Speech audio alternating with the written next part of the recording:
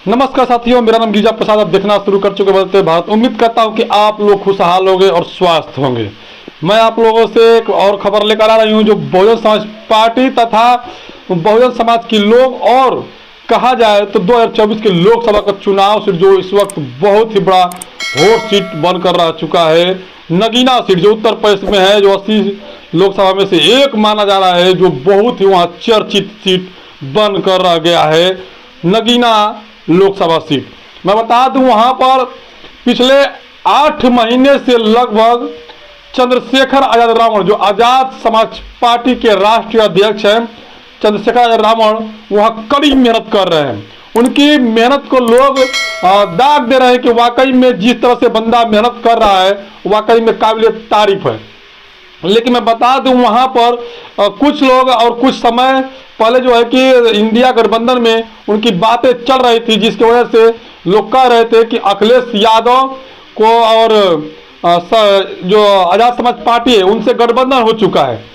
उन्होंने ये भी बात कहा कि नहीं, एक सीट पर उन लोग कन्फर्म हो चुका है कि नहीं, एक सीट पर वो लोग रहेंगे और वहां से कोई प्रत्याशी नहीं उतारेगा इंडिया गठबंधन से।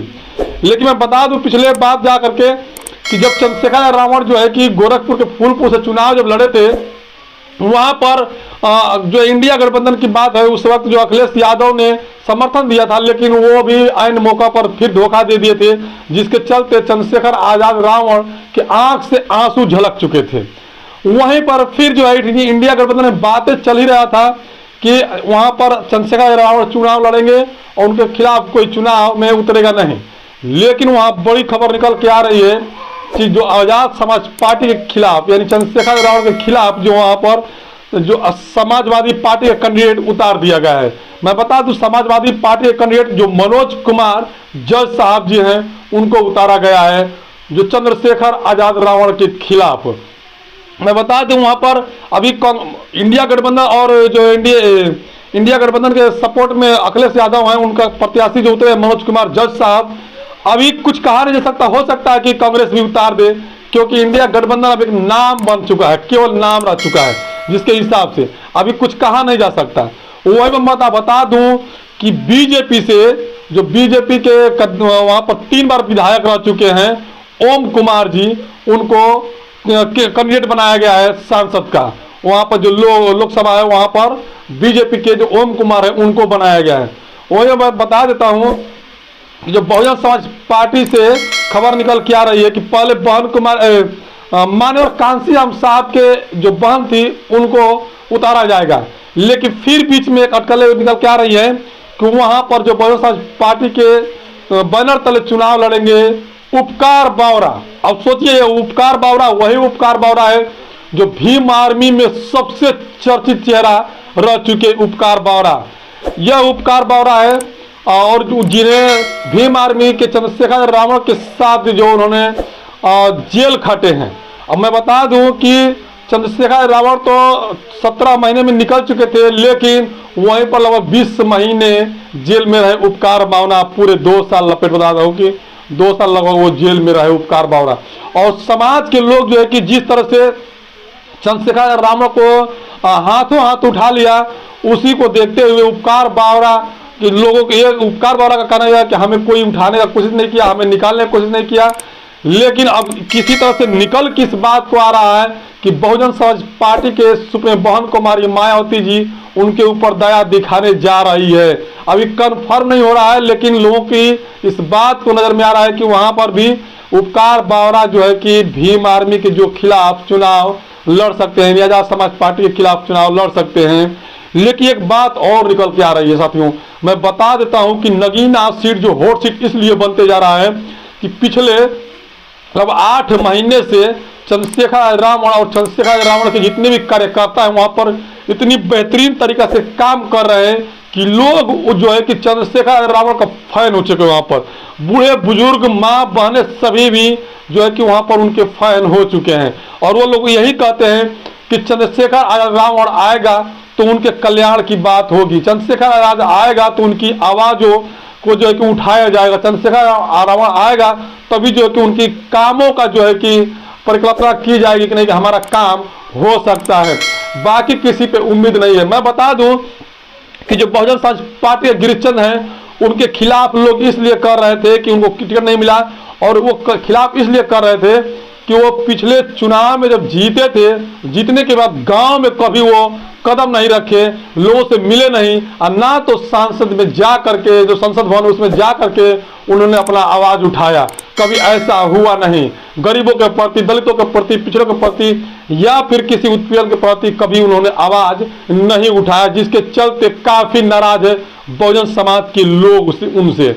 अब मैं बता दूं, वहीं पर जो मनोज कुमार जो बीजेपी से प्रत्याशी है, 3 बार है बीजेपी के प्रत्याशी जो विधायक रह चुके हैं, और इस बार जो है कि लोकसभा का प्रत्याशी बन चुके हैं, उनके ऊपर लोगों का नाराजगी इस बात है कि बीजेपी से लोग तो ऐसे खफा रहे हैं, बीजेपी से लोग दूरियां बना रहे हैं, तो उनसे कोई उम्मीद नहीं रखता है।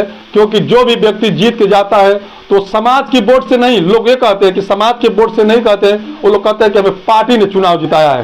तो इसीलिए वो लोग कहते हैं, वहां के जो लोग हैं नगीना सीट के लोग कहते हैं कि हमें पार्टी नहीं, हमें लोग चाहिए। अब जो लोग उनके लिए काम करेगा उनको देंगे वोट, क्योंकि पार्टी से जीतने के बाद, जैसे मान लीजिए एक बार धब्बा लग चुका है बीएसपी के, वहां लोग बीएसपी को जिता दिए हैं सुरक्षित सीट से, लेकिन वो काम नहीं किए। उसी प्रकार वो लोग बीजेपी को भी नकार रहे हैं। और समाजवादी पार्टी से मैं बता दूं कि समाजवादी पार्टी के लोग जो है कि मुस्लिम समाज के लोग ये भी कह रहे हैं कि इस बार जो है कि मुस्लिम वोटर जो है कि चंद्रशेखर आजाद रावण के पक्ष में जाएगा, इसलिए कि वहाँ के जो कई वो केस हुआ है उसमें जो सहयोग करके चंद्रशेखर रावण ने सभी का दिल जीत लिए हैं। उसमें ऐसा सहयोग किए हैं, लोगों से मिले हैं, लोगों से जिले हैं, उनको न्याय दिलाने का भी काम किए हैं जो मुस्लिम समाज के हैं उनके साथ जो है। इसके चलते मुस्लिम समाज का भी वोट जो है कि चंद्रशेखर रावण के पक्ष में जाते हुए नजर आ रहा है। दलित का वोट तो ऐसे भी उनके पक्ष में जा रहा है, क्योंकि बीएसपी से लोग नाराज हैं कि जो उनके लोकसभा के प्रत्याशी जो है गिरिचंद, उनसे जो है कि काफी उम्मीदें थे, लेकिन वो उम्मीद से पे खड़ा नहीं उतरे, और वो जो है कि कभी गांव में देहात में लोगों से मिलने के लिए दुख दर्द में नहीं आए, जिसकी वजह से वो लोग काफी नाराज हैं। समाजवादी पार्टी से बता दो कि वो लोग काफी इसलिए नाराज है कि समाजवादी पार्टी ने गठबंधन करके बात किया था गठबंधन करने की, और गठबंधन एक तरफ से हो भी गया था, और फिर भी उसके खिलाफ, जो चंद्रशेखर रावण के खिलाफ उन्होंने प्रत्याशी उतार दिए हैं जो है कि मनोज कुमार जज साहब को। इसके चलते जो है कि वो नाराज दिख रहे हैं। और बीजेपी से ओम कुमार जो है 3 बार विधायक रख चुके हैं उनके, इसीलिए वो लोग खिलाफ कर रहे हैं। बीएसपी के जो उपकार बावरा है, लोग ये भी कह रहे हैं कि बीएसपी के जो उपकार बावरा यदि सीट पर आता है तो कुछ वोट जो है कि कटने का संभावना हो सकता है चंद्रशेखर रावण का। लेकिन यदि उसके जगह पर कोई नहीं आता है, दूसरा कोई आता है प्रत्याशी, तो ये बात तय है कि वहां से चंद्रशेखर रावण भारी मतों से जीत कर जाएंगे। लेकिन एक बात बीच में निकल के आ रही है, मैं बता दूं कि वहां पर लोगों का ये भी कहना है कि जब तक ईवीएम रहेगा शायद चंद्रशेखर रावण भी नहीं निकल पाएंगे। बड़ी गंभीर सवाल यह निकल के आ रही है कि ईवीएम पर लोग सवाल उठा रहे हैं कि वहां पर जो जितने चर्चित चेहरा चंद्रशेखर रावण हैं उनके खिलाफ लोग नहीं हैं, उनके खिलाफ ईवीएम चल रहा है। क्योंकि भारतीय जनता पार्टी के जो ओम कुमार हैं वो उनके खिलाफ लोग बहुत ज्यादा है, क्योंकि वो कोई काम नहीं करते हैं, विधायक भी रह चुके हैं लेकिन काम नहीं किए हैं।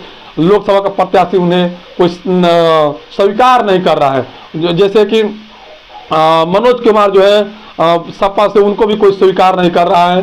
चंद्रशेखर आजाद रावण उस सीट के लिए बहुत ही महत्वपूर्ण माने जा रहे हैं, और इस महत्वपूर्ण में लोग उनसे बहुत ही जुड़ रहे हैं, उनकी उम्मीदें जगी है उनके आने से। लेकिन जो गांव देहात में जो रिपोर्टिंग लोग करते हैं उस वक्त पता चलता है इस बात को कि चंद्रशेखर आजाद रावण को कोई नहीं हरा सकता है, हराने वाला है तो केवल ईवीएम हरा सकता है, क्योंकि ईवीएम से ही उनका भरोसा टूट रहा है। बाकी जनता का जो जनसैलाब का समर्थन उनको मिल रहा है वाकई में काबिल तारीफ है। चंद्रशेखर आजाद रावण एक युवा है, उभरता हुआ नेता है, और जो है कि लोगों के बीच में रहने वाला नेता है। वैसे लोग उनकी बातों से आकर्षित हो रहे हैं, और काम भी जिस तरह से काम कर रहे हैं लोग देखते हैं। पत्रकार सभी की बातें दिखाते हैं, लोग कहते हैं कि कोई किसी पार्टी का दिखाता है, कोई किसी पार्टी का दिखाता है, उससे हमें कोई लेन देन नहीं है। जो व्यक्ति काम करता है हम उसको दिखाने का प्रयास करते हैं। बाकी आप लोग किस तरह से देखते हैं कमेंट करके जरूर बताइएगा। बदलते भारत में पहली बार तो चैनल को सब्सक्राइब कीजिएगा, लाइक कीजिएगा, कमेंट कीजिएगा, वीडियो को ज़्यादा से ज़्यादा शेयर कीजिएगा।